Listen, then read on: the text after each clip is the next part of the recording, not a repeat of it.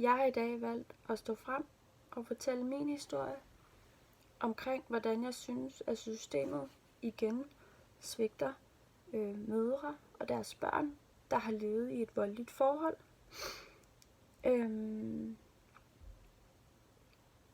Jeg mødte den her fantastiske mand en gang i september måned 14, og vi var stormende forelskede og glade for hinanden. Jeg bliver så gravid med min datter i oktober 15, og vi vælger, at vi skal have det her barn her sammen. Der går ikke engang 1,5 måned, så er han mig utro, og i samme måned vælger han at smide mig ud. Ved den her udsmidning, hvis man skal sige det på den måde, skubber han til mig og hiver fat i mig og tager fat om min arm, så jeg faktisk får blå mærker på min ene overarm. Jeg er på daværende tidspunkt gravid, 3 måneder henne. Efterfølgende 1,5 måned efter prøver vi at få det her til at fungere, fordi at vi jo gerne vil have det her barn, og vi vil gerne prøve at være den der kernefamilie, som vi alle sammen ønsker at få med mor, far og barn. Men det her forhold bliver aldrig nogensinde godt. Selina, hun kommer til verden i juni måned 2016. En lille velskabt pige på 52 cm og 38,80 lang. Men efter fødslen står jeg faktisk rigtig meget alene med hende. Og faren er stort set aldrig hjemme. Samtidig med, at jeg skal stå med den her med hende alene og nybagt mor og førstegangsmor, skal jeg også tage stilling til det fysiske og psykiske voldelige forhold, jeg lever i.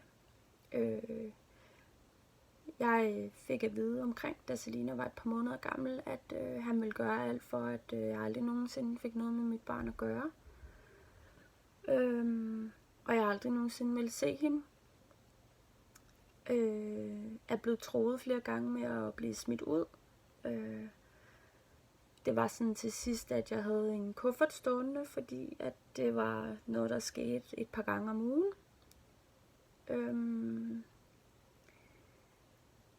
Jeg har ikke turde at forlade det her forhold, fordi jeg har været bange for at miste min datter Selina. Så jeg levede faktisk i det her til august måned i år, hvor han vælger at smide mig på gaden. Og får så tvunget mig til at underskrive en samværsaftale, hvor at han gør sig selv til bopælsforælder. Og han skal have Selina 10 dage, og jeg skal kun have hende 4. Det skal lige siges, at den her mand er meget voldelig. Han råber meget, truer med de ene og de anden ting, skubber til en, tager fat i en. Jeg er sågar blevet holdt fanget, måtte ikke gå fra huset.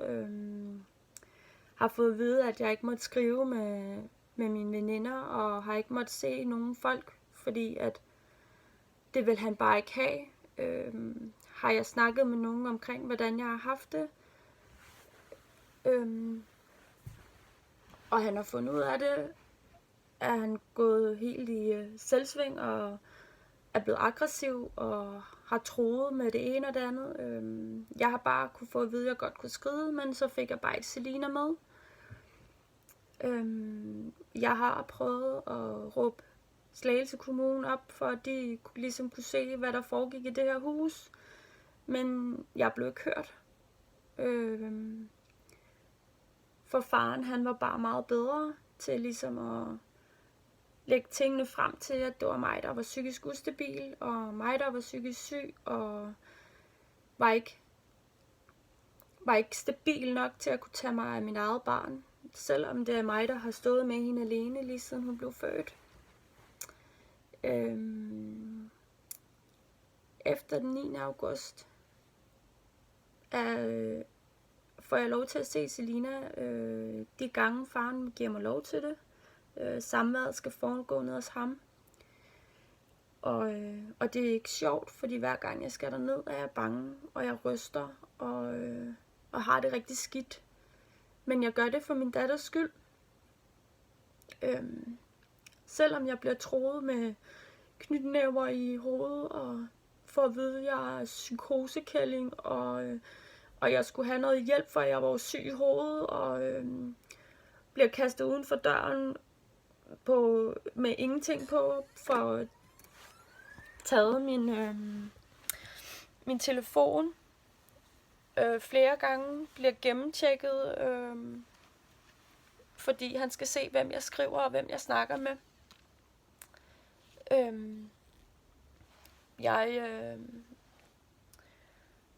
Han vælger at tage kvælertag på mig den 2. oktober.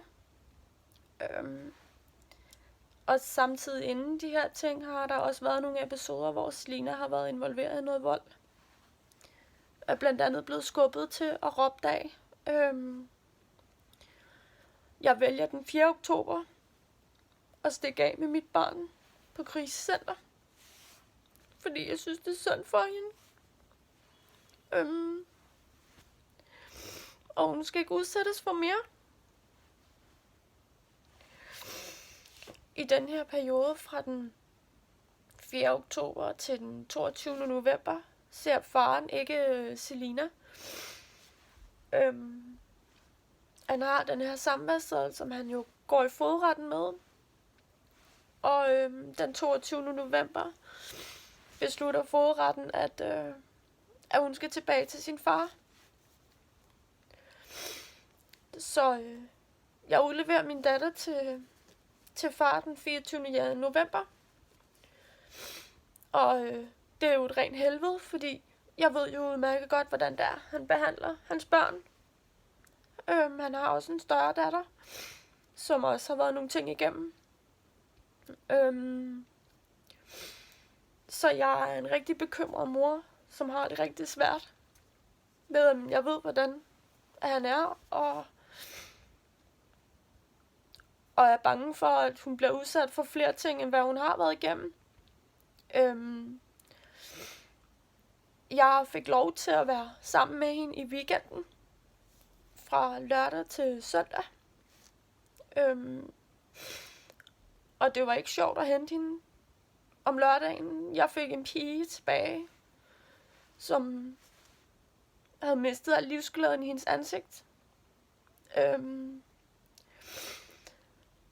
Der var intet glimt i øjnene på hende. Hun var helt fjern og helt væk. Jeg kunne slet ikke kende min egen barn længere. Så jeg skulle aflevere hende igen til far på torsdag, eller i søndags. Det var ikke sjovt, for jeg er så bange for, hvad hun bliver udsat for. Jeg bliver ikke hørt i nogen ting.